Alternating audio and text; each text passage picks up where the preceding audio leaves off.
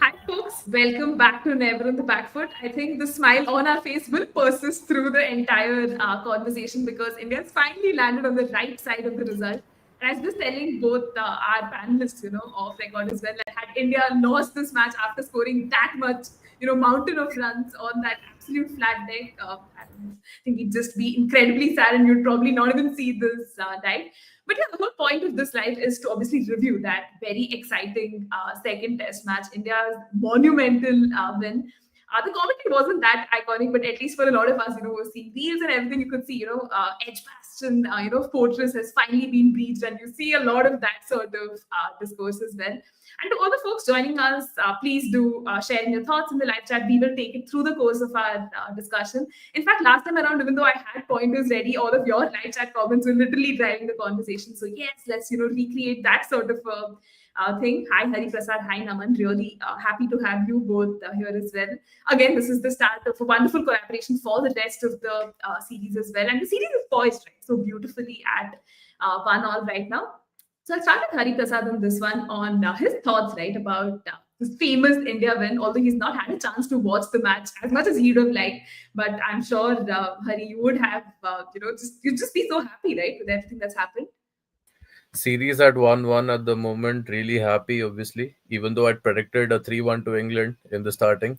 But obviously, being a fan of the Indian cricket team, I'm really happy that we have leveled the series, and that too emphatically. With Shubman having those twin centuries, Akash Deep with that 10 for, and most importantly, seeing the tail wag, which I did not expect at all. I think there were a lot of reports before the game where the tailenders were batting, Siraj in particular, if I'm not wrong. So, having seen the tail wag, I think that was very impressive. So, the win apart, I think I actually did the math, when I checked the game at Leeds. I see that the tailenders, like the last, that's basically 9, 10, I mean, 8, 9, 10, 11, they played like 37 balls amongst themselves in both the innings, and alone, I mean, and we have Washi alone play like close to 100 balls in the first innings, that I mean in the only innings that he batted. I mean, sorry, in the first innings, because they declared before that the other tailenders did not bat. But Washi alone played around 103 balls, if I'm not wrong, for his 40 odd score. And the other three, actually, Prasid, Siraj, and Akash Deep, played around 59 balls amongst themselves, which was very impressive. I mean, because we've been calling for the tail to wag from a long time, and having seen that happen in this game was really impressive, and hopefully that continues throughout the series. So, a lot of positives to take from this test match, actually. Prasid's comeback in the second innings was amazing. The little that I saw of him bowling, I think he was hitting those lengths and his lines perfectly. I mean, because it was like a complete different Prasid Krishna that we were seeing bowling, and Siraj back to his best. I mean, a lot of talks about how he's a rhythm bowler, and when he's in rhythm, actually, he's always on top. And he was asked to lead the attack because Bumrah was resting as well. And looking at him bowl, I think it was perfect. I mean, Siraj was absolutely. This is the Siraj we know, actually. From I mean, seeing him in the Border Gavaskar Trophy in 2020 to 21 when he made his debut, and looking at him now, I think it's glad to see Siraj back in his best element, and hopefully that continues throughout the series. So, all in all, apart from the bowling as well, I think the batting was also brilliant. Yashasvi Jaiswal continuing his Midas touch, getting that 50 in the first innings. We saw Karun Nair coming at 3 this time. Unfortunate that they dropped Sai Sudarshan. But Karun Nair, I mean, he did get going, but not as much as we expect him to be. Probably is getting into his groove and stuff like that. But I think we can keep that aside because of the win. I mean, we'll come to that later, obviously. But I mean, it was a change where he's back to his preferred position in the top four or top five at least. So that was great. Gill, I mean, Gill being Gill, I think he's silenced all his haters. Hopefully, continues to silence them the whole test series, and mammoth innings in both the innings that he played. 269 in the first, tribute to the Test Cap 269, as it's been told in the social media. And then that counter attack in the second innings as well, and after he got his 100, it was fabulous, man. I mean, really loved watching that, and seeing him have that partnership with Washington Sundar, if I'm not wrong, that was brilliant as well. Because, like I mentioned, seeing the lower order bat was something that we've been longing for a long time, and having watched that, I think it was brilliant. So, having said that, I think it was a really satisfying test match to watch, and I'll let Naman take over. No, I think you summed that up really well. And before I actually go on to Naman himself, I mean, Naman, you can obviously share your thoughts about the win at large, but also give us a little context, right, about the selections itself. I know we did our live stream after the first test, like almost immediately, and the whole, chat about, hey, should Bumrah make it, not make it, was something we didn't really discuss as much. But again, a lot of fans and former greats had their thoughts, right? And their 2 cents rather about, hey, Bumrah is not playing, there's so much rest, was it the right call? India's already trading and all of that. So, what did you sort of make of it? So let's start from the very beginning itself with regards to the selection. I think the way we had discussed that they really needed to get a spinner in. For our call was definitely towards Kuldeep being the more attacking option with the ball, but they went with Washington Sundar to have a bit more batting depth, which did eventually pay off. So yeah, something we did not agree with, but again, kudos to them that in the particular game towards the end it really worked out in hindsight. And other than that, with Bumrah, I mean, we kind of knew that he'd probably not be playing this game, given that you'd want him there at Lords. He'd probably play 135 these test matches. However, over the course of time, when you look at things that okay, he's had a week of rest. You are 1-0 down in the series. Do you play your best bowler or do you not play and then risk going 2-0 down again? So there are both sides of this coin. Over a period of time, even my thoughts went a bit dwindling like a pendulum, but eventually they made the call to rest him, and probably it's good for him, good for his body, that once he's back, he's full tilt and he's just gearing to go and get those wickets for us. And that, in a way, really helped Siraj and Akash Deep step up when it mattered the most. And even Prasidh Krishna, like Hari mentioned, his lines and lengths were much much better in the second innings as he progressed. So somewhere we do feel that, as we discussed, he has learned how does he get to bowl in these conditions. So that's one thing. Of course, it was very unfortunate on Sai to miss out just after making his debut. But like at the very beginning itself, there was probably spot for just one of them in the 11, not both of them, and they went with both of them in the first game. However, Karun managed to retain the spot because of all his hard work in the domestic circuit, and maybe that's the preferred choice at the moment for the team management. So it was like a discussion, probably 51-49 call to keep one of them and leave the other one out. And of course, the man of the bowling unit for us in this game, Akash Deep. I like to call him the genie. That's my nickname for him. So he was on point. He was superb. And like we had earlier spoken about him, that he is somebody who is consistent with his lines and lengths, and he is somebody who has the knack of bowling wicket-taking deliveries, beating the batter and getting wickets by himself, not relying upon the fielders. And we've seen the number of LBW and bowls he's got, and the way the ball has just nipped in to just disrupt the flow of the batter at the opposite end. That's the ability that Akash Deep holds, and he is a very attacking bowler to have in a team. So it was a very good call to bring him in because it just really balances the attack in that sense. And again, him bowling with Siraj really set the game up for us in both the innings with the ball. And it was a very wholesome moment even towards the end of the game where he mentioned that he is paying a tribute to his sister who's battling cancer at the moment. So very heartwarming over there.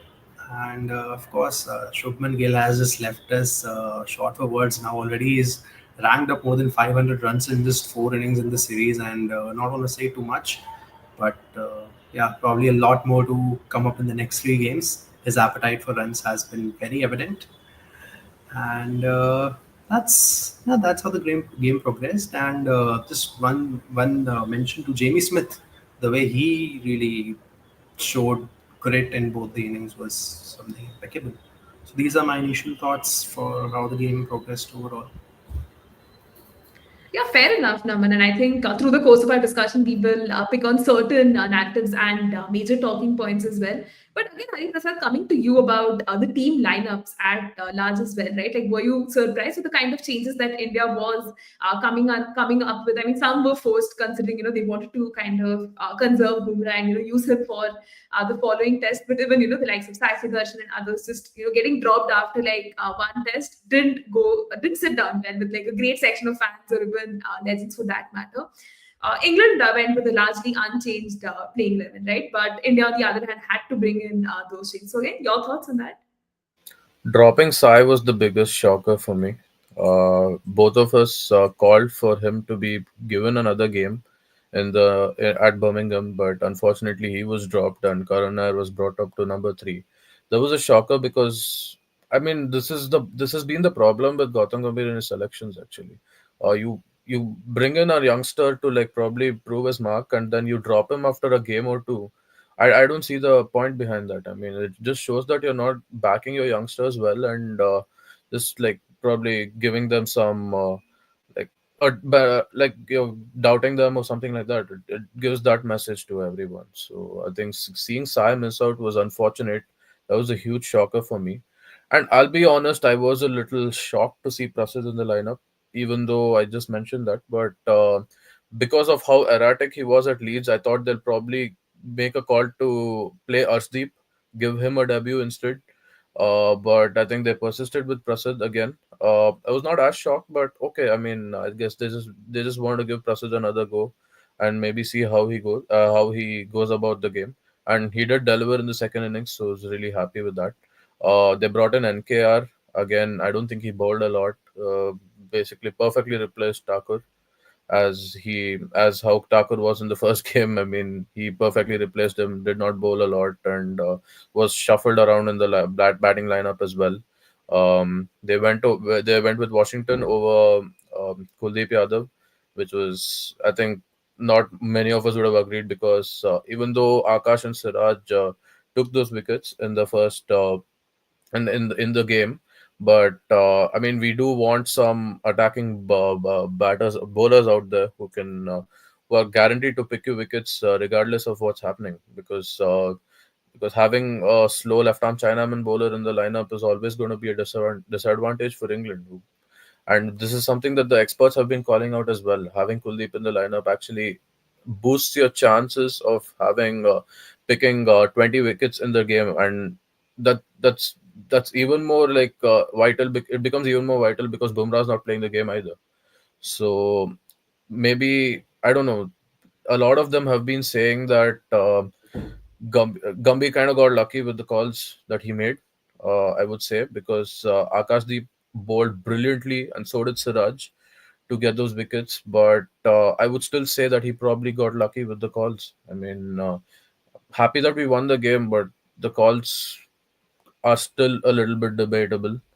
I'm assuming he's not going to change a lot for the Lord's Test as well. Probably Bumrah coming in for a Prasidh Krishna. That's probably the only thing I see happening. Or maybe they could take a call on Karun Nair as well. Yes, he's not basically fixed a lot of things from the first test. I mean, I would say that he has a lot to go. But since this is a winning combination, I don't see them changing a lot apart from the fact that Bumrah replaces a Prasidh Krishna. But I would still say there are debatable calls, even though it's won us the game. Yeah, I mean, contentious calls, definitely. But even just looking at the surface, Naman, like, what were your initial thoughts when England, kind of won the toss? They decided to bowl first. I think Shubman Gill also later kind of alluded that the surface was very flat. The Duke's ball certainly not helping the cause, and just taking away that shine, so to say, from Test cricket in England, right? So again, your thoughts on the surface and the toss decision at large? So, with regards to the toss decision, let's probably look at the mindset of both the camps. If we look at the mindset of the English camp, Ben Stokes, Brendan McCullum, their overall ideology is that whatever is the target to be chased in the second innings, we'll go and we'll get it. That's their mindset. That's what they claim. That's what they've been uh, posting all about uh, ever since the captain coach duo has existed. And they also know at this point of time that their bowling attack is not the most potent. They probably do not possess the ability to pick up 20 wickets. especially if it comes down to them defending a target in the fourth innings. They probably know that if the other team decides that they are playing for a draw, they do not have the potency to sniff out the remaining 10 wickets in the fourth innings. Maybe given that their understanding and their uh, confidence in the ability with the bat and lack thereof with the ball makes them always prefer to chase no matter the conditions. And this was a pretty flat deck, let's be honest, and that's how they went about their decision at the toss. With regards to Shubman Gill and India, speaking about whether they wanted to bowl first or not. So, I mean, like all the experts have been saying, it's been a great toss to lose. So that way, it has really worked out well, and that's another aspect of luck, as Hari was mentioning with India, that they probably lost the toss and they got to bat first, and they racked up the amount of runs that they did. So that's one part of it. Second, of course, things play on your mind as well. Probably you would think of the same thing, that if this is the opposition's strength, let's probably play to their weakness. Let's try to put them out, see how much ever they get. Then at least if that is the case, we'll probably be able to salvage out a draw in that sense. And even India was probably not as confident after the previous game, having not been able to pick up the 20 wickets and conceding 380 runs in the fourth innings as well. So those factors come into the play. The pitch looked pretty flat, so even there, a bit of lack of confidence could have been in place. They would have thought that, okay, if it comes to it in the fourth innings, we can at least salvage a draw if we are bowling first. So the same psychology plays in different senses of both the camps, and which could probably have been the thought process across both the sides. And that's how they went about their decisions. And eventually, we all saw that the pitch was very flat. There was absolutely next to nothing for the bowlers in the surface. Initially, as things went along, it got deteriorated a bit. The rough got developed from where the fast bowlers were bowling, which was extracted to an extent by Jadeja in this game as well as Sundar. And as we also went along to see that the seam movement also increased across the two innings. We saw how Akash bowled those rippers to Joe Root and Harry Brook. The way those just nipped in was somewhat of an indication that yes, the pitch has deteriorated slightly, although still it was a flat deck and you needed to bowl in the right areas in order to extract something off the deck. So that's where the skills of these of the Indian paces and especially Akash really came to the picture. And Siraj, I mean, we've seen it with him across the years. Whenever there is a responsibility entrusted upon him, he really shows up and delivers. Be it at Gaba in 21, be it at Lords in the same year as well, during 60 overs of hell, be it in South Africa and be it here now. Like, I think across 3 or 4 grounds where India won their first game is probably in Gaba, it's probably there in Cape Town in South Africa, and now here at Edgbaston. He has been a constant feature across these games and he has delivered impressively well. So he just shows up at the big moments, and this is probably just what he needs to carry with him even when he is around somebody like a Bumrah. Maybe he looks up to him too much and just feels that okay, he's just playing a supporting role over here rather than being an attacking option there as well. So if even in Bumrah's presence, he's able to take composure over his emotions and bowl the way he did, I mean, that pace attack, if we were to see Bumrah, Siraj, and Akash Deep together, that will be quite an attack to look at, hopefully, at Lords. Yeah, I mean, definitely interesting times if India does, feel that sort of a combination for the test at Lords. Something we will talk about probably, in the later part of our conversation. But let's look at India's first innings, Hariprasad, raking up a massive, 587. A lot of people will, probably allude to Shubman Gill and his knock of 269 and that, coded tribute to Virat Kohli and all of that. But there were still other very standout performances, right? From that first innings, you had Yashasvi Jaiswal once again looking very poised to get to a very comfortable century. Wasn't quite the case. Jadeja, on the other hand, man has been under fire. I think for his place in the side, hasn't been doing as much with the ball, but at least with the bat, he's pretty much silenced a lot of his critics. And even Washington Sundar for playing a very resilient knock of 42. So, how did you look at India's first innings? I mean, Shubman Gill kept aside, just the rest of the batters standing up and delivering. And if you could also talk to us a little bit about Karun Nair and what have you made of his very patchy form so far? Well, getting to the batters first, I think Yashasvi Jaiswal, like I mentioned, I think continued churning runs out there. Scored a brilliant 87 at a good strike rate as well. Unfortunate for KL to miss out I mean, they keep saying that he's a first Test match wonder of the series, but unfortunately, he proved that right with getting out cheaply. That was pretty unfortunate to see. I think then came in Karun Nair at number three, a new position for him. But yeah, unfortunately, could not get going in the start. I think he did look like he was struggling in the starting. He did get some runs, but it did look like he was struggling here and there, and eventually he succumbed. Gill, I think, like you said, we'll talk about him later. But coming to Pant, I think, yeah, I mean, good innings overall. Got out to a very rash shot, which was disappointing.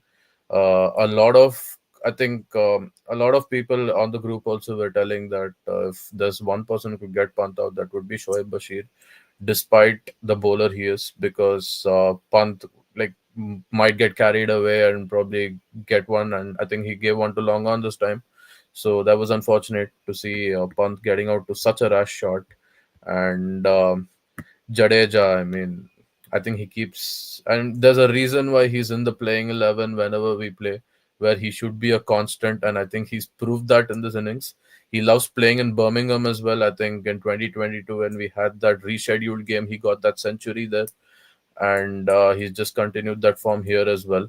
One might argue that he took his time to settle, but that's just how he plays. I mean, he looks like he's also like he's out of the game completely in the starting. Takes his time, but then he comes back and hits those runs and scores at a better pace as well. I think even the previous game, the second innings where he was just starting to get going, unfortunately, Brook got into Prasad's head and he got out there.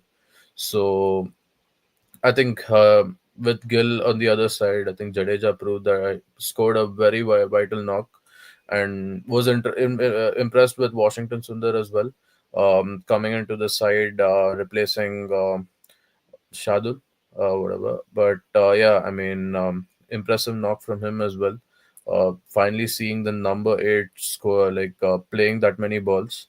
So that was good. And like I mentioned, I think the tail batting was what impressed me the most, D- even more than Shubman's 269, I'd say, because I mean, it's like a form of situation, you know. You see Australia wagging their tail. I mean, you even saw England wagging their tail, like in the first test as well. And we just and I just keep thinking what I mean. We have our bowlers; they need to bat as well, because seeing that in the 2021 tour of England, I think. We saw the tail wagging at that time, and Bumrah scoring that 37, 38 runs off Broad as well. So I think that's something that we've been missing a lot, and happy to see that this time. I think all three, Akash Deep, Siraj, and Prasad, they lasted for a lot of balls as well. Like I said, they lasted for like 56 balls amongst themselves, which was like almost 20 odd more than what they lasted in both the innings last game. So at Headingley. So it was really impressive to see these tailenders bat, and like the reports that went on Twitter and stuff where Gambhir has specifically instructed the bowlers to bat at the nets, and that's just being shown. I mean, I'm not sure if that was true or not, but I wouldn't like to believe on that, but. Probably it happened and these guys actually did prepare rewards for that. And unfortunate for NKR to miss out. I think he was done by a good ball as well by Vokes. So it was really unfortunate to see NKR miss out on a score. Hopefully he gets another chance in the next game. I hope they do not drop him, because we know what he can do. I mean, he showed that in the Border Gavaskar Trophy as well. So I think he should be given another chance in the next game as well.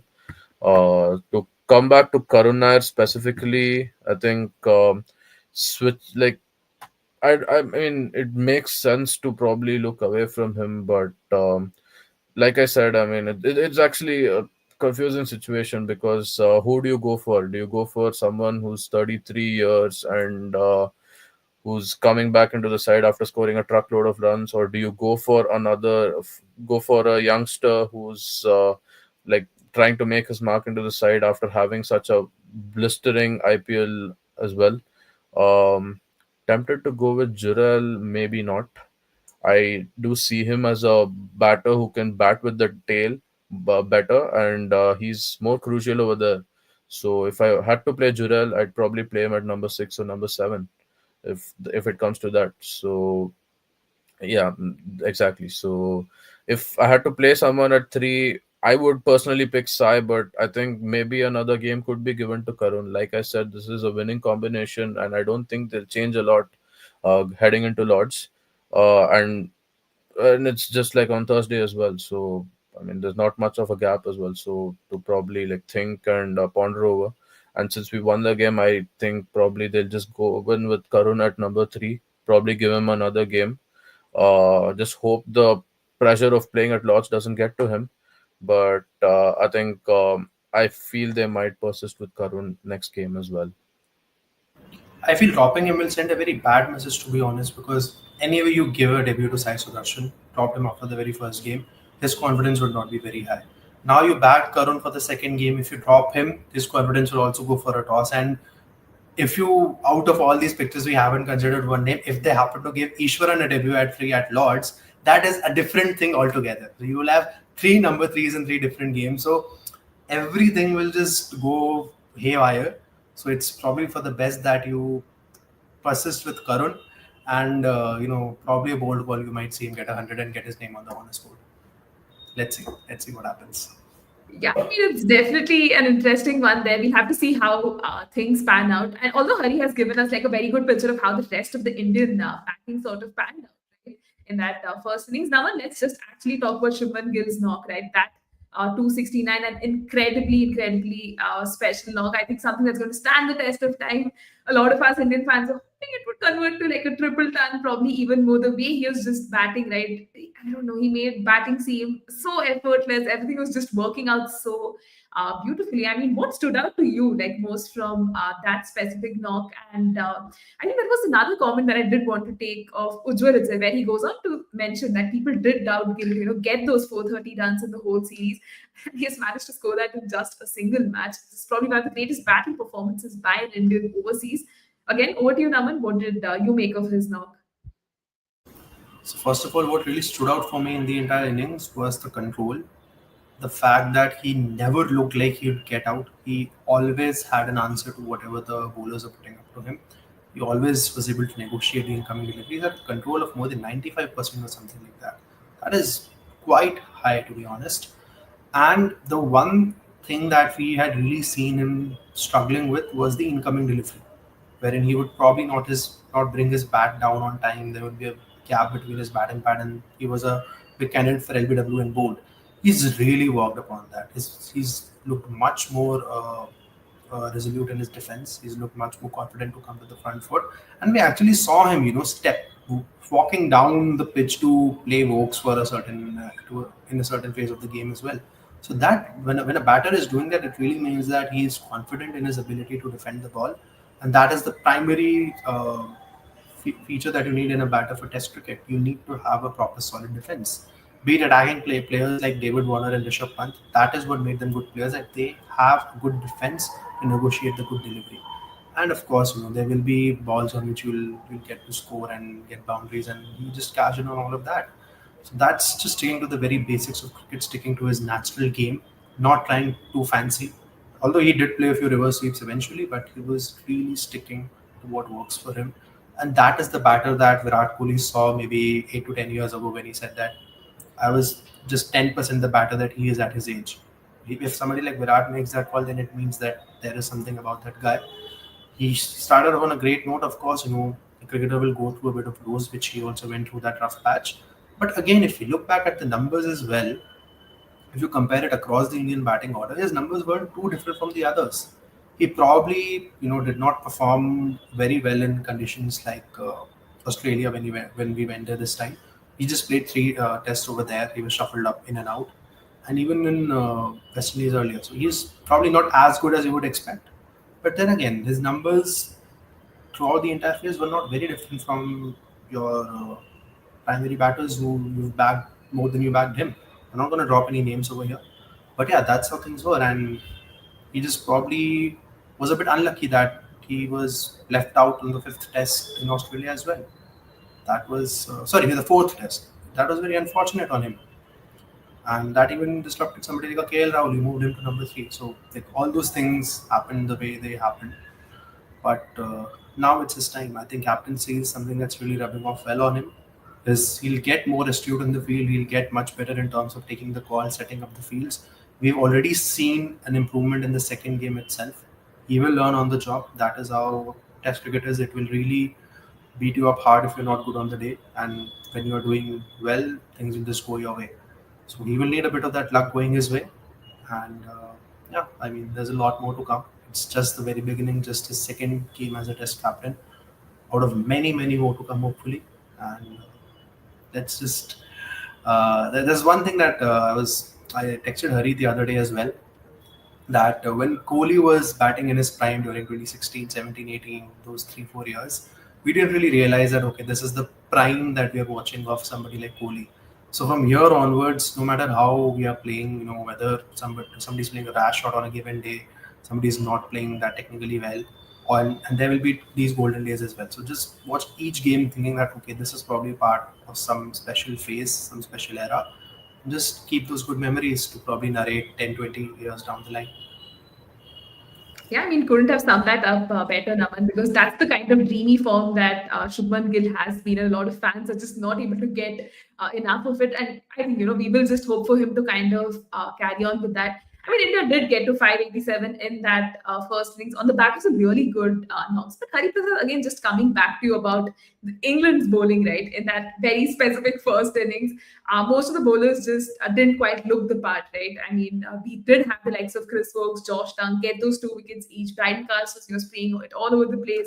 Shoaib Bashir, interestingly, stands out interestingly with his 3 wickets that did come, in the latter part of the innings.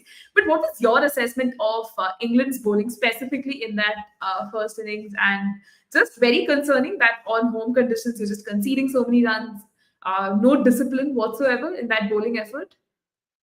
I think with baseball, we need to know one thing. I mean, it's been told around a lot, but it's just not just aggressive batting, but it's aggressive bowling as well, trying to attack the stumps like multiply. But which Anderson and Broad were doing well actually. But I think this new current crop of bowlers aren't getting to that yet. I mean, they're probably going to take their time to get there, but yeah, I mean, it's not been up to the mark at the moment.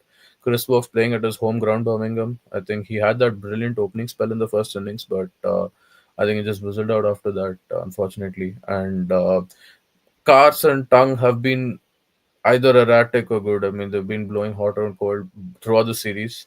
The consensus with Josh Tongue is such that he just comes in to clean the tail, and you cannot have a bowler who's just there to clean the tail out over there. Something that people argue with Mitchell Stark as well, in the Australian lineup. So I mean, when we're seeing it as well, I think Tongue becomes a completely different bowler when the tail is batting, and this time even we tried to block him out. Actually, I mean, we did play a lot of balls in the first innings and tried to frustrate the English bowlers. So yeah, I mean, you could say that. It was disappointing, and Shoaib Bashir, yes, was the pick of the bowlers, but I think a lot of it was just the batters gifting the wickets away, and mainly Rishabh Pant. I mean, outrageous shot to get out that way. And having said that, probably going into the next series, they need to take a call on Shoaib Bashir because you cannot be conceding 100 runs every innings that you bowl. And yeah, I mean, perfectly said. Ready to break Bradman's record at this rate with the ball. I mean, it is not acceptable. I mean, you might be able to pick the wickets by probably getting the batter to play a fall shot or something like that, but you cannot keep like conceding runs at that alarming rate and going at 100 every innings that you bowl. And it's simply not acceptable. And even on pitches that did help him, I think he did not fare that well as compared to the other bowlers. And there are a lot of other better bowlers that are sitting out, like someone like a Leach, or even a Tom Hartley, or even Liam Dawson. To be honest, I think he's played like 3 games three test matches for England, and he's never played a game after that. I think the last he played was probably 16 or 17. And I mean, there are a lot better bowlers that you can probably pick, and I'm not sure why England is still persisting with Bashir. They probably need to take a call on that. Play a five pace attack just to back their bowlers, outbowl the Indian bowlers. I mean, that could be an option, but I think overrate comes into play in that case. You can't keep having Joe Root bowl all the time, right? I mean, he's also a part timer at the end of the day. So, much better than Bashir at the moment, I'll give you that. But I don't think it's fair to have a part time bowler just to like have other five other bowlers as a pace attack, because you need to keep the overrate on the check as well. In England, I mean, it's not easy to bowl all your 95, I mean, 90 overs in the game in a day's play, because obviously it favors the pacers a lot. So, maybe a five pace attack is not very optimal. Uh, because you've got Stokes as well to bowl. So, I mean, I wouldn't probably opt for that. I would have a specialist spinner as well, but I think they should take a call on whom to play, and maybe Bashi is not the option anymore. So I think going into the next game, probably there will be some changes in the lineup. But yeah, I mean, the first innings was not up to the mark for the English bowlers. I mean, they did show that they were inconsistent in the first innings at Headingley, and it just kind of continued in the next game as well. Yeah, I think a lot of soul searching there for England. Not that sort of an ideal bowling performance for them, but let's probably shift our attention to England's first innings. Right? I mean, they did not have a very promising start in their innings. A lot of the attention will obviously go to that Harry Brook and Jamie Smith partnership that we will talk about. But Naman, again, just talking about England's struggles, right? Especially in that phase. Like, what do you think is just not really working out well for them? Like, have you given it a thought? So not working out well for them. First of all, I think it's the elephant in the room. Their other opener in terms of Zach Crawley. I really have no idea how he has been able to play 50 plus test matches consistently at the same number. If you look at his record, I mean, he is averaging low 30s almost everywhere, except England, where in the home conditions on these flat decks his average is some 37. Other than that, everywhere his average is pretty low. Against New Zealand in 11 innings, he averages 11 matches, he averages 10. Against India in 11 matches, he averages less than 30. His average is probably only good against Pakistan during the times when they were playing on the flat decks in Pakistan and in England, and against Australia because of the Ashes that they played, and he had one or two good innings. His entire career has just been five or six big hundreds and nothing in between. I cannot recall a single significant score where he has really battled it out in tough conditions and really won England a game. So it's very baffling, to be honest, that he's been able to retain his position for such a long time. He'll score 100 here against Ireland. He'll probably score one against Zimbabwe here or there. But when it really matters in tough games, is he really standing up for you? That is the major question. When the ball is doing a bit, is he doing something for you or not? You cannot have an opener who cannot play the moving ball. It's as simple as that, and he is just not done very consistently well for them. And he's been around since 5-6 years now, and I have not seen him really improve a lot. So that is a big question mark for me. The moment Duckett gets out early, you're really exposed. If he's there, he's playing, and he has the skill, he has the proper defense, he has the aggressive cricket, he can negotiate the ball moving as well. Crawley just can't, and when you lose the two openers early, that really brings Joe Root once again in early, and Ollie Pope is again a toss of a coin. You don't know which Ollie Pope is going to turn up. I think like Hari mentioned about KL Rahul, that he's a one test wonder in every series. He did prove it slightly wrong in the second innings with his 50, but with Ollie Pope, probably that's what we've been seeing ever since. Back in India, he scored that wonderful 190 odd, and then just did nothing in the rest of the series. Here as well, he scored really well in the first game. We were surprised, is it the same player or not? Like, his technique was much more improved. He was really astute in terms of his shot selection, the way he was negotiating the deliveries coming from Saudi, like a Bumrah as well. But in this game again, we've seen that he's back to the same flaws. Don't know how he's going to progress further, but these, like Oliver, I can still understand that, yeah, he has shown glimpses of improvements in his technique. With Zach Crawley, I'm really over a career of 50, 60 tests already, you cannot afford to average early 30s, especially after you've raked up scores like 180 and 250 odds. I don't really see how he's been able to get in the spot. Ollie Pope, he's shown better glimpses, but if in a game for you, your Joe Root and Ben Duckett are not giving you runs, I think that really deflates your entire batting order. And even a Herculean task by Harry Brook and James Smith down the order could not really save them. They racked up a 300 run partnership down the order, and still they were not able to match up with the amount of runs that India had scored. That partnership was absolutely amazing. With Jamie Smith, we had already spoken about that. He is a special talent, in my opinion. I see him batting in the top five 1 or 2 years down the line once the likes of Joe Root and Ben Stokes probably call it a day. But he is your top five material. He is not made to just bat with the lower order down there. He will bat top five and he will smack the runs. He can negotiate the incoming delivery, he can negotiate the swing seam, and he can also play the spin pretty well. We saw it very briefly. We saw that he was able to manage the spin. He was going for the with his bat. Even the commentators kept talking about it. The wicketkeeper kept talking about it behind the stumps that he's playing with the bat. You will get an edge some or the other time, but he didn't really nick the balls. He was quite resolute in his defense there. Now his big test will of course be when he travels to the subcontinent and how he negotiates the spin there. But that was really good to see. Apart from that partnership, honestly, there's not much that we can talk about in the England innings because the top order was really blown away by our opening bowlers, and they were I think 80 odd for five, and then the two switched up their 300 run partnership, and then again, fortunately, the tail was blown away by our pacers. And there's really not much to write home about. Harry Brook in these conditions, we know what he can do, and he really did that. Especially that by then the ball was also probably not doing as much. The frontline bowlers had tired out, and Prasid was still not improving his lines and lengths. So that was a very good time for him to cash in, and he made the most of the conditions that were offered to him. And as soon as the new ball was taken, and once it really started doing a bit, that Jaffa by Akash Deep just got the better of him. And I was sitting at a cafe outside, and everybody is just talking. There was music playing. The moment I saw that ball nip and take his stumps off, I screamed like anything, and that everybody was looking at me. Then it was that kind of a moment for me, and that from there onwards, it felt like okay, now there's life back in the game, and the nightmares of the Headingley test started going away. But that's probably it. That's all there is to analyze in the first innings, to be honest.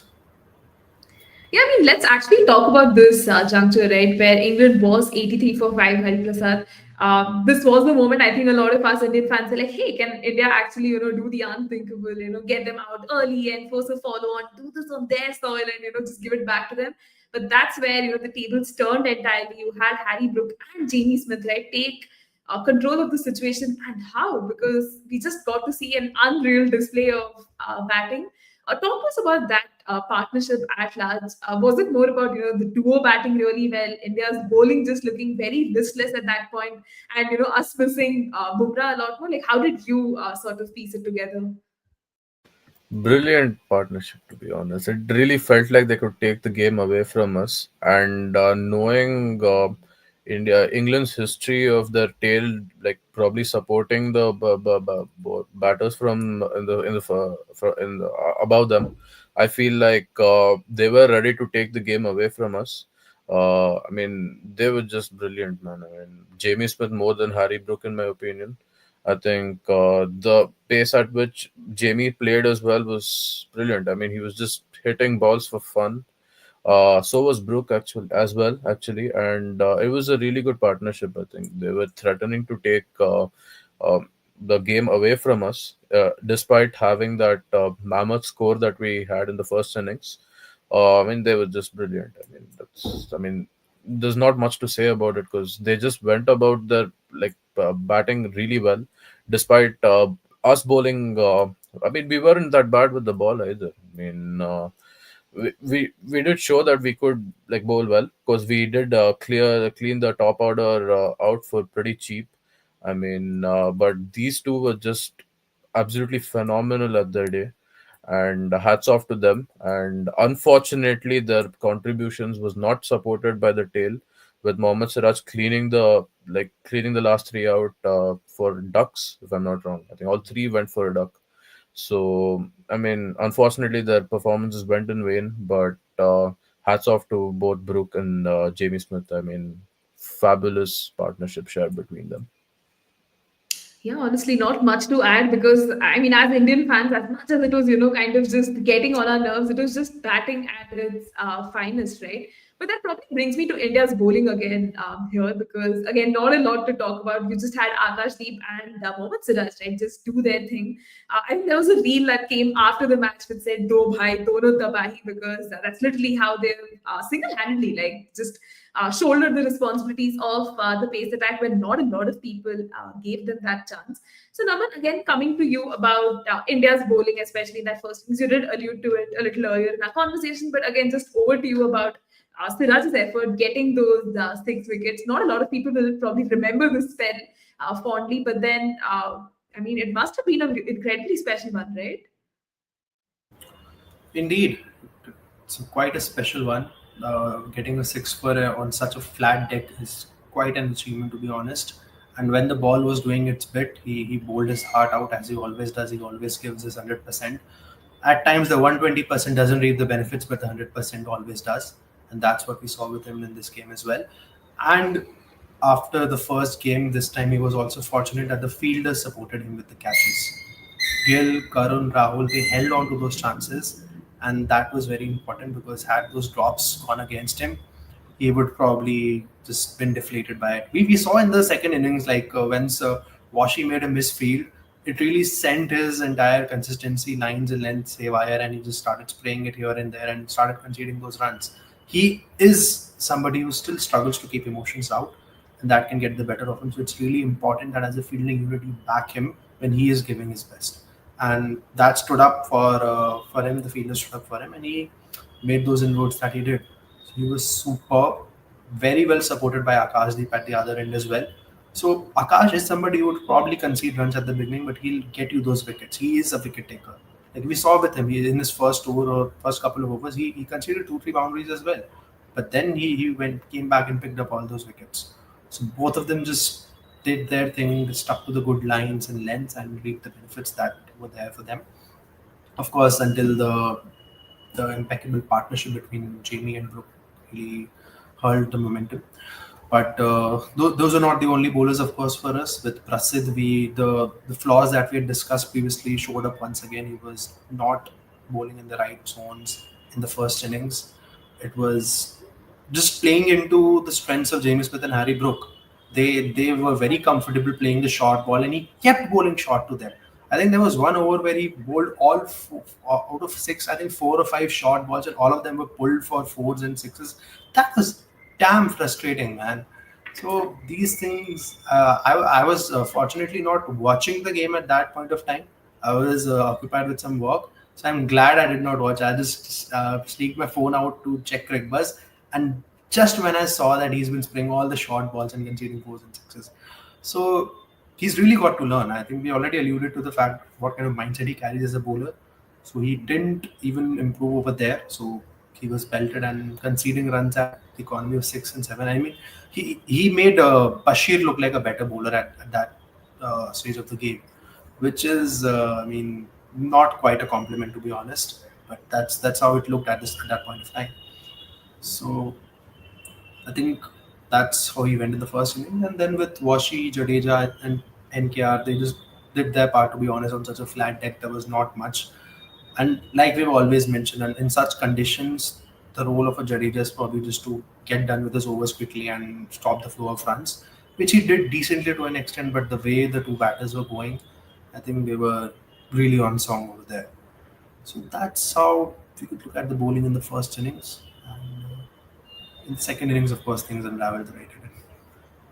Just to Yeah. add a little bit on that particular over that you mentioned about Naman, I think there were 5 short balls and one was over pitched down the leg, which again Jamie hit for a four. But something that I read from Jared Kimber, if I'm not wrong, I think despite Prasad bowling those short balls, I think Gill should have probably set a fielder there. I mean, he knows that he's known to bowl those short balls erratically, but I think probably setting a fielder over there would have probably restricted the run flow or something and gotten him out or something like that. Kimber mentions that in one of the tweets that he wrote, and that could probably be a captaincy error from his part. But I think, I mean, that it's a no-brainer that Prasad got had to be like good with his lines, but I think probably that there was a chance that probably Gill missed out over there by not placing a fielder at that area, and yeah, I mean, yeah, that's just one of the things probably learn in the coming days, but probably setting a fielder there would have probably given Prasad the wicket and more confidence going into the game. Yeah, I mean, it was an extremely brutal over for Prasidh Krishna. And just looking at his figures too, right, from this game, man's copped a lot of hate and criticism from fans and former cricketers alike. But England, as much as the highlight of that first innings for them had to be the partnership of Brooke and Jamie Smith. They could just conjure up 407, which meant India coming into bat again had that sort of an extra cushion and advantage. And we saw, right, how most of the batters again made the most of it. When I say most batters, again, I'm just looking at Shubman Gill here. Man made a huge chunk of those runs that India did eventually end up maximizing and making the most of. He made 161, but again, some contributions coming here. You had the likes of KL Rahul, you had Rishabh Pant, and again Jadeja, stepping up and doing their thing. So Hariprasad, again, how would you kind of just put that India's second innings into perspective? You could see, right, they were trying to score runs as fast as possible. You didn't want it to be another match where it gets washed up by rain. You didn't want to draw. You just wanted to push for that result. And India's batting kind of gave us an indication that they were headed there, right?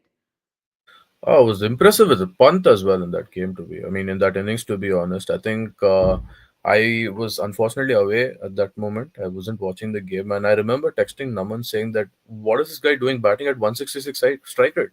I was shocked to see that. I mean, it's not surprising with punt, but I think that kind of strike rate was actually. I didn't expect that because of how we went in the first innings, actually.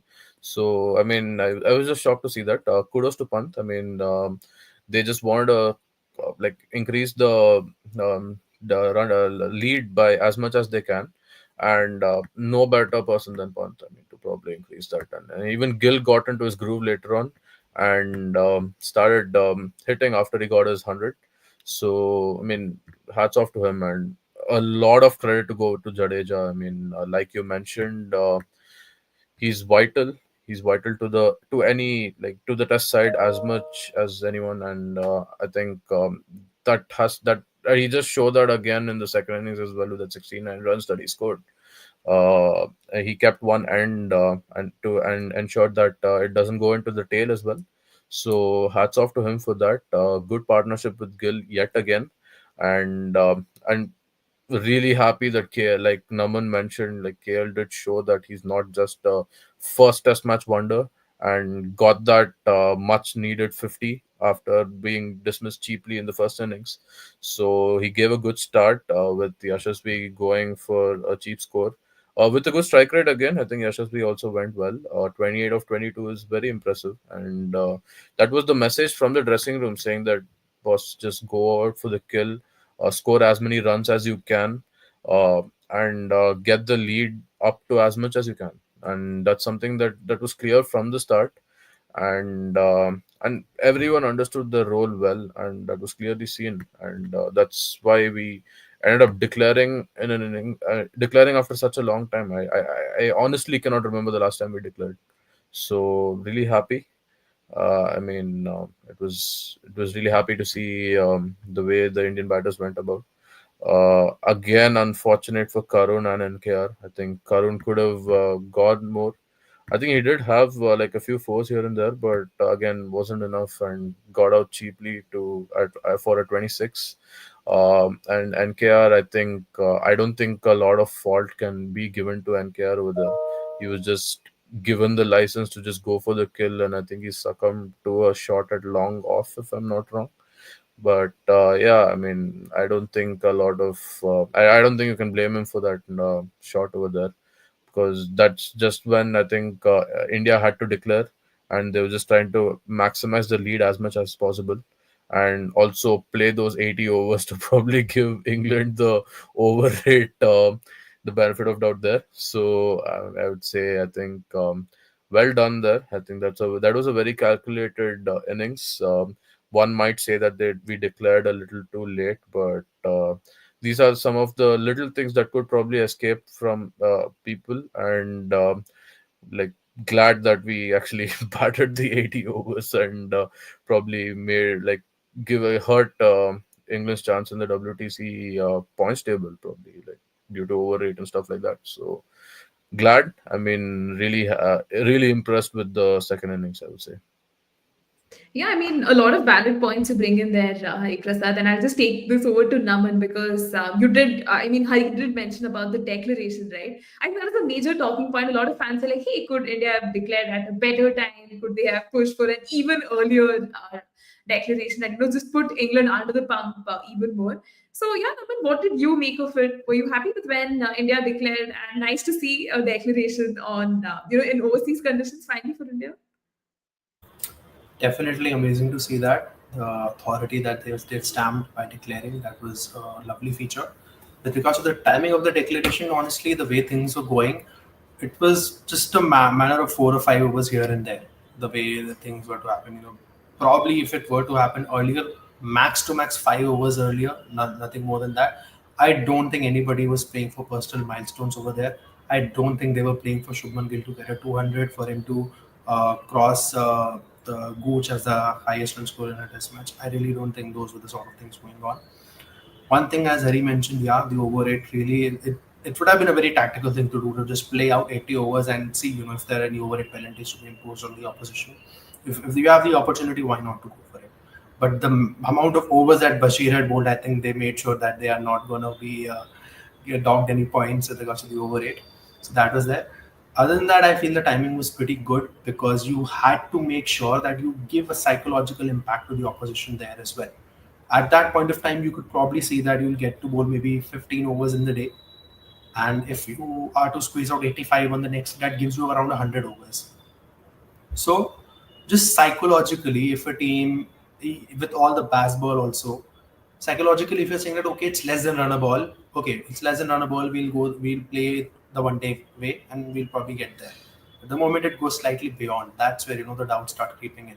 The English batters know that there's probably a chance of rain over the next day as well. We saw Brooks sledging Gill for that. That, hey, there's rain forecast, you want to play for a draw and things like that. So they knew, and your mind does start playing tricks with you. If you know how the conditions can be tomorrow, you'll probably start going a bit aggressive to just assert your dominance in the game at that stage of play. And overall, I think, as I said, maybe a difference of 4 or 5 overs here and there, but ultimately the call was right because you gave yourself 100 overs to pick the 10 wickets in the second innings. You gave yourself an hour of play that night itself, so that was pretty good. And you were able to do 60 overs of hell with a more potent batting order. Not more potent, I would say. I mean, they also had the likes of Rory Burns over there. But yeah, we're taking 10 wickets in 60 overs. And this time, given the confidence that we had in the first innings with our bowling, in the first game we did not have that confidence with our bowling, is probably why we should have scored a lot more runs. Here the runs were in the bank. It was just about tiring the opposition out as well. Probably the moment you cross 500, they were expecting a declaration. But the fact that you keep stretching it, that mental toll even on the openers, where they were probably expected, okay, now probably I'll get to go. Gill has got to his 100, maybe he'll declare. He got to his 150, maybe he'll declare. Oh, Jadeja also got to his 50, maybe now they'll declare. No. 500 became 550, 550 became 600. Wickets kept falling, but okay, let's play. Let's tire them out even more mentally as well as physically. And then just call it off and then unleash the pace attack that we have on them. So that way, I think the declaration worked out. Just one thing we didn't really touch upon with regards to our batting. Although we all criticized it at the first that you were going defensive by strengthening your batting order and not getting a wicket-taking option in place, but that really did work out well in hindsight. Initially, we mentioned a lot about the luck that played its part for Gambhir in terms of getting that call right, given the way things ended up. However, you need to look at the scorecard. Even India were at 211 for 5 when Nitish got out. We were 208 for 3 at one point of time, and then we became 211 for 5, losing 2 wickets in quick succession. losing Pant and Reddy both. Now they had Jaddu stitched that amazing partnership of 200 runs, and even Washi put up a stand of close to 150 runs with Gill. We talk a lot about this 269 by Gill. Probably in the years to come, we might remember Jadeja for his 50s in both the innings, but even Washi deserves a lot of credit for standing over there and playing balls out. I think he played close to around some 100 deliveries in his innings as well. That in itself, by your number eight coming in that situation, is really a mark of confidence in that player, for that player, and even for your entire batting order. And despite being 211 for 5, we were able to reach a score close to 600. So that contribution really needs to be remembered over the period to come. Otherwise, it could have probably been 450 all out, and you know things might have been slightly different. So again, it's probably slightly a defensive call that they made, but fortunately, it did work out well. And credit to the player for that. Credit to Washi for really standing tall in that situation. That's true, Naman, because as much as we make it out to be like a test match where just Shubman Gill dominated, there were a lot of other players, right, who really stood up, and it was an entire team effort. The result kind of reflects in itself. But I think chasing 600 for England was always going to be a very uphill task, and considering the time left in the match and all of that, any amount of baseball and all of that just wouldn't ensure that the win would happen. But again, Hariprasad, like, was there ever a realistic path for England to sort of save the match, because the baseball brand of cricket does not allow them to defend, or they just don't want to defend. But I mean, losing a test at home would definitely hurt them a lot. But just that margin of the loss, right? That's something that will probably sting them for really long, you think? It still sticks to their philosophy, though. I mean, they either win matches or lose matches, but they never go for draws. I mean, just go about playing aggressive cricket at the end of the day, and it sometimes works, it sometimes does not. More often not than it does. I mean, that's what we've been seeing, and that's the reason why they've been missing out on the WTC finals, like in the last two years. I mean, last two cycles. So, but yeah, I mean, I would say that they still stuck to their philosophy regardless.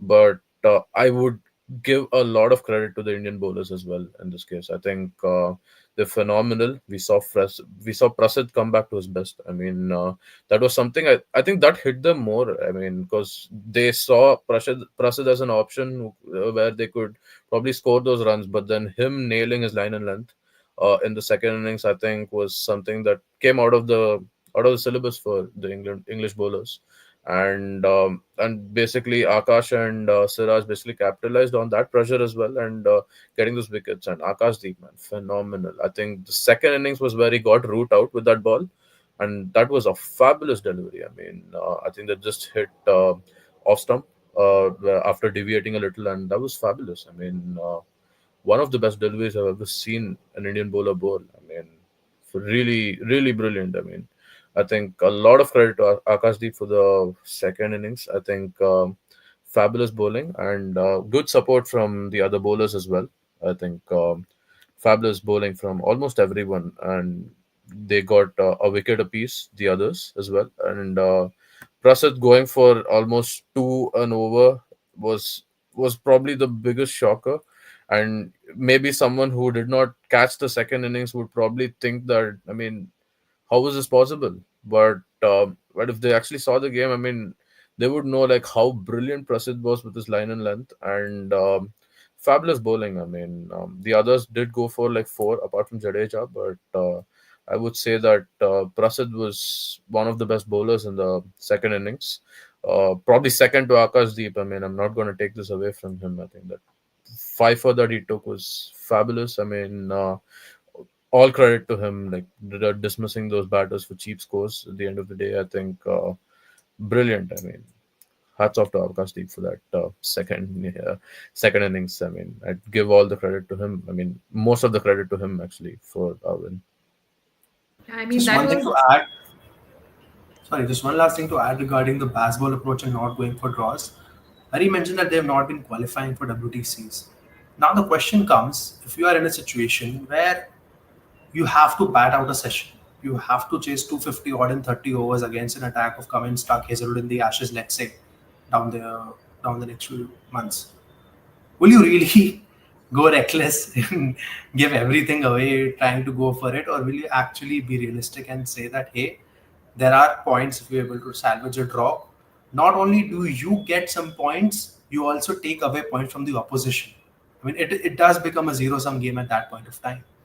Would you still be reckless and go for the win? I think they have to be a bit more smarter than that, which probably they were when Stokes was batting.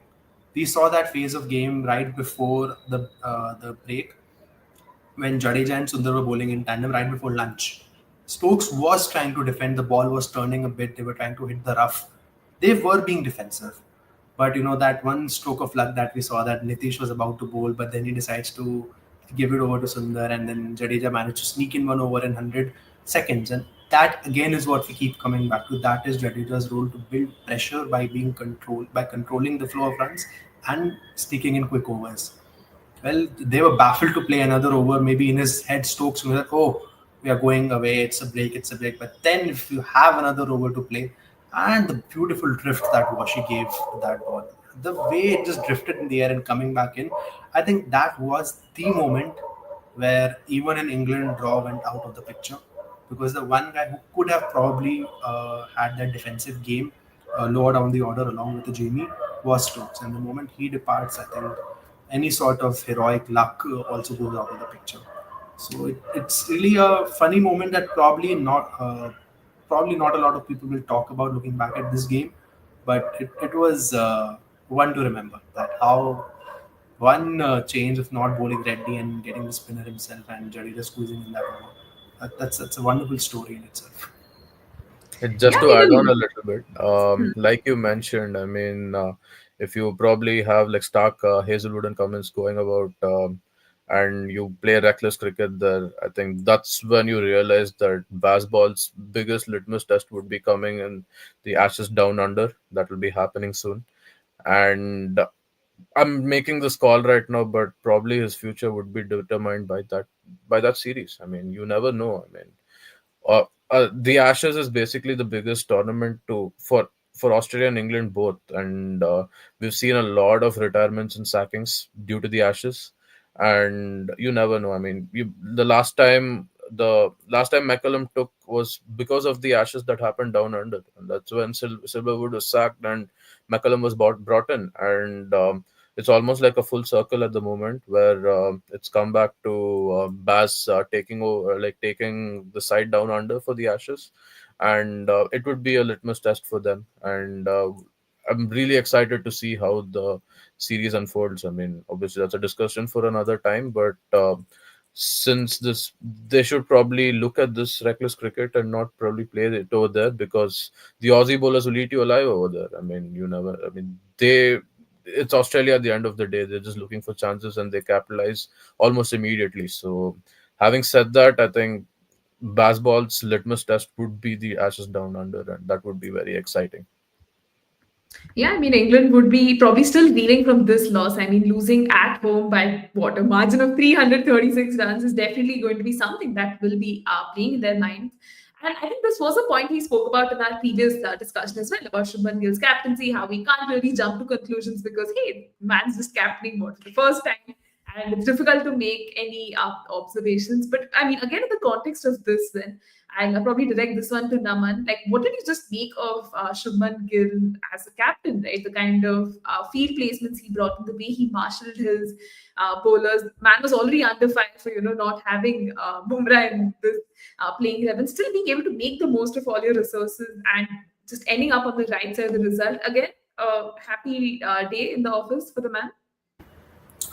So I won't be able to comment very positively, I mean, very confidently about his captaincy at this point of time, because I missed a major chunk of the first innings of England's batting. So that's one. I think that day three is where I really missed out on a lot of action in the game. But looking at the second innings itself, just few moments really stood out for me. First is that you finally had close-in fielders and the spinners were bowling. You had that sort of an attacking field, which really made Ben Stokes uncomfortable. But you could afford to do it because you had the cushion of runs. Whether he'll be able to do it when you are probably have 200 runs lesser that you're defending will be something that remains to be seen. So that was a tactic that he was able to implement because of that comfort. At the other end, like Hari mentioned, that he was probably not as proactive as he could have been when Prasad was conceding for boundaries in the same region. Now, those sort of things are great learnings for him. Everything said and done, he looked much more in control. Obviously, the confidence of having those runs behind him in the first game and that knock to be remembered for years in knocks to be remembered for years in this game really gave him a lot of confidence in the field, and it showed in his body language. The way he was celebrating each wicket, he really brought out that aggressive side of his on the field as well. The way he was being assertive with the bowlers, moving the field around, he showed that okay, yeah, he is now evolving and emerging as the leader of the group, as the captain, and he owns the field when India is bowling. So that is coming across in already within the two games. We can see a drastic difference. Not going to comment too much. I believe we'll be able to take a better call on it once the series ends. It will be very premature to just draw a conclusion right now. I mean, at least until the end of the series, you can just look at moments where he probably did well, moments where he could have improved, moments where he was just looking completely lost. Maybe those kind of days can also happen. So let's just hold our horses back, see how the series progresses. And even that would be too early to make a call on what kind of a leader and captain he is. But at least we'll have a decent enough sample space for an overseas tour for a young captain like him. Yeah, I mean, that does make sense. Probably let's hold our horses at the moment. A lot of Indian fans are happy that we have won, and it would be easy to, kind of just jump on the bandwagon and praise his captaincy. But at least Shubman Gill, the batter, has been doing well. Some aspects of his captaincy, as you said, the moments that have really sparked some sort of a good positive change for the team has really helped. But again, coming to Hari Prasad on this win itself, right? Like, how big is this win for India? This was the first test win, in Edgbaston, a venue that has historically proven to be very difficult. When do you think it's probably a turning point in the way we kind of view our away test record, particularly right in the Sena countries, and it's definitely a good thing for us? Huge confidence booster, I would say. It was a huge win and practically one-sided as well, to be honest. So I would say it's a huge confidence booster for the Indian side going into Lords on Thursday. But having said that, I mean, the it I felt like the calls could have been better as well. A lot of changes could have I felt like it was all down to Akash Deep and Siraj getting those wickets and bowling the English batters out for cheap runs. Because if not for that, I think probably the bowling would have gotten exposed, and we still do not have the attack to probably take a 20 wickets. I still stand by that, and probably a lot of you guys would agree with me as well on that. We still don't have the bowling attack to pick all those 20 wickets, and that's why we keep stressing on the fact that Kuldeep Yadav should be playing. And glad that Washi played that innings. I mean, I'm not taking that away from him, but again, being a number eight, you probably need to be able to get those wickets as well and bowl a little more.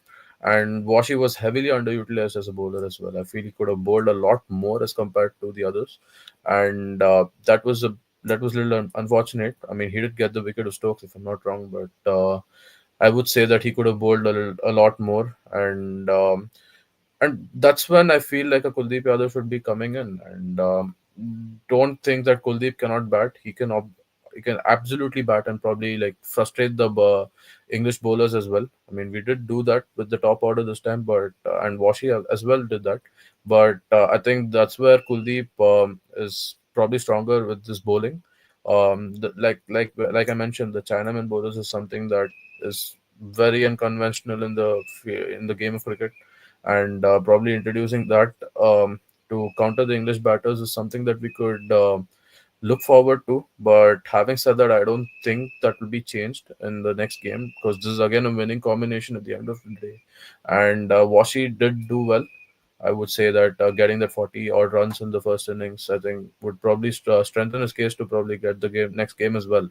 So I don't see a lot of change on that front. But having said that, I do hope that the winning momentum continues for India, and probably get the series 2-1 in that case. But coming to England, I feel a lot of changes will have to be made. I think the bowlers need to be rotated around, and like Naman mentioned, a call has to be made on Zach Crawley as soon as possible because mediocre returns. I mean, even mediocre is probably praise at this point.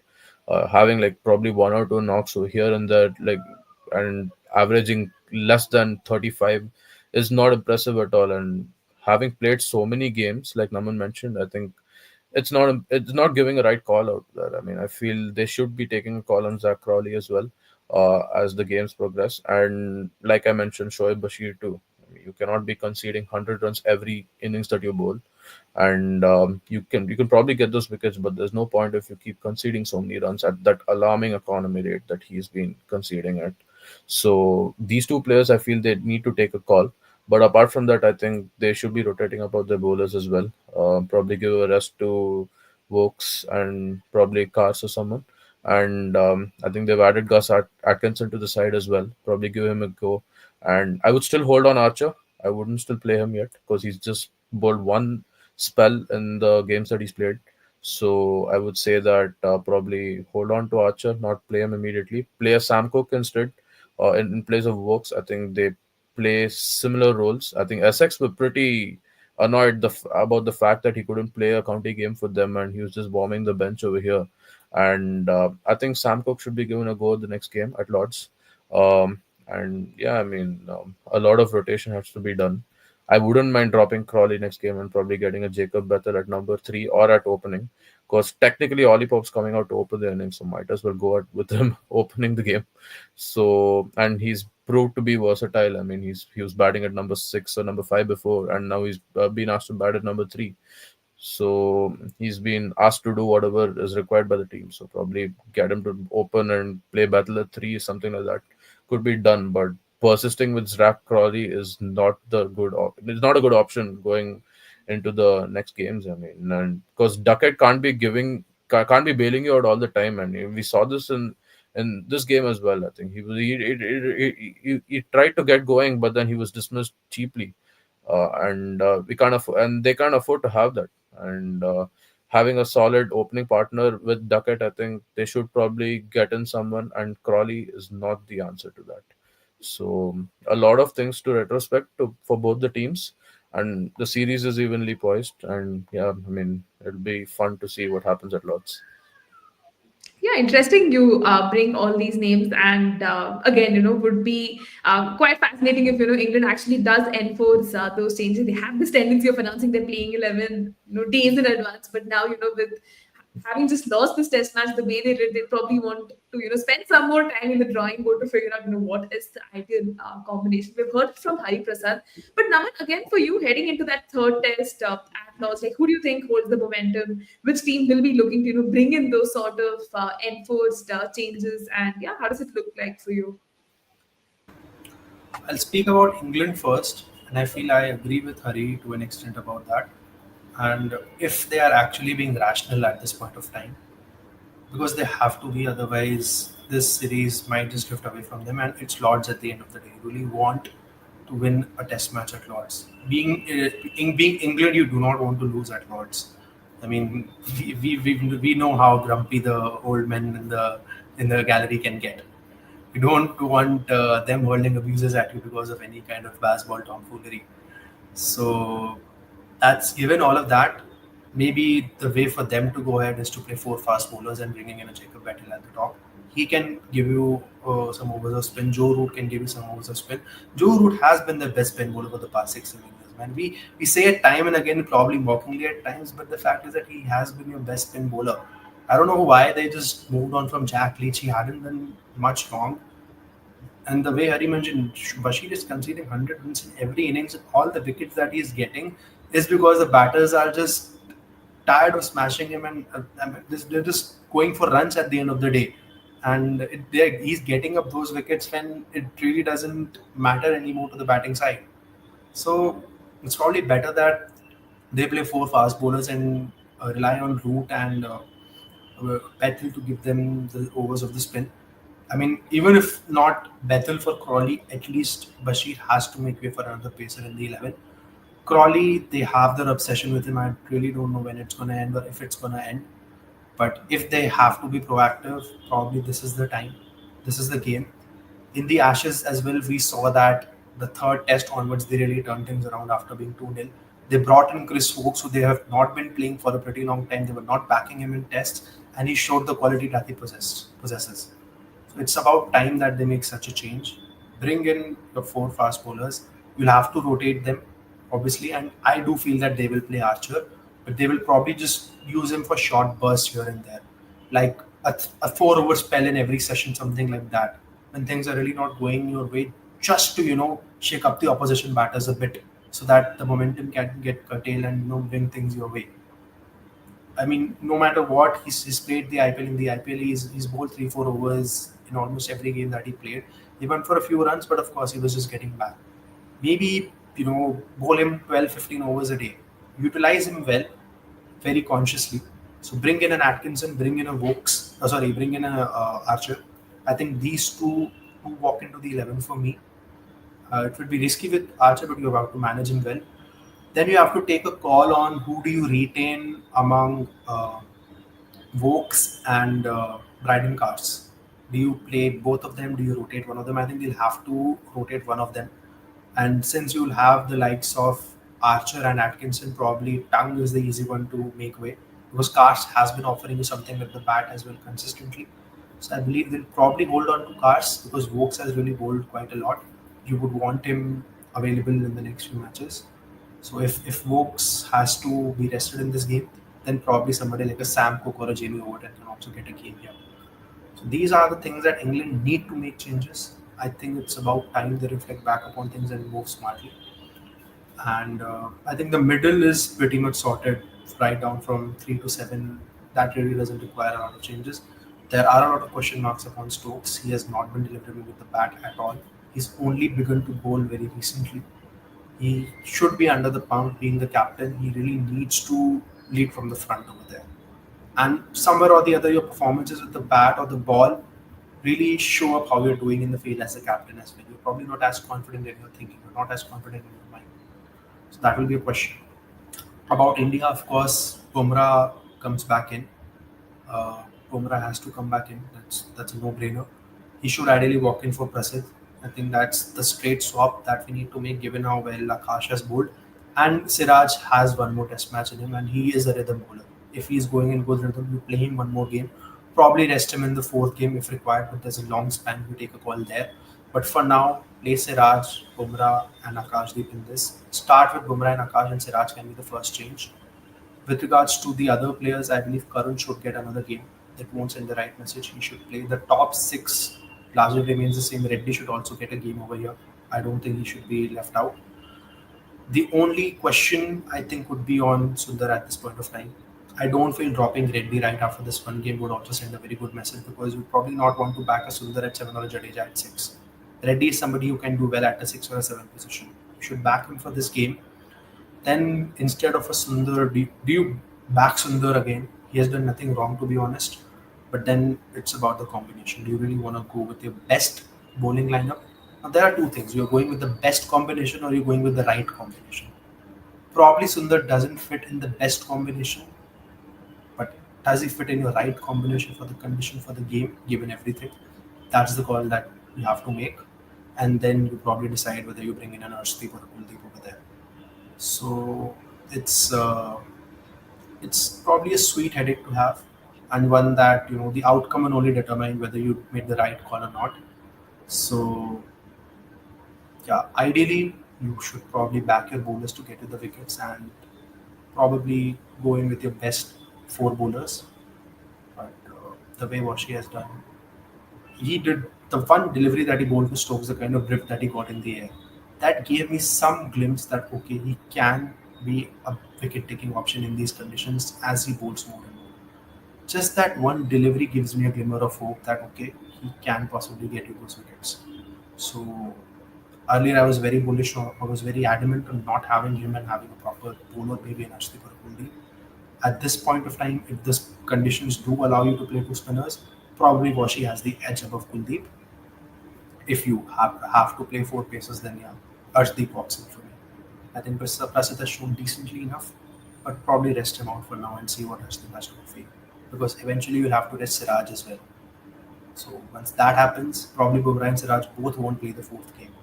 then who are replacing? So it's an important junction over here as well for India.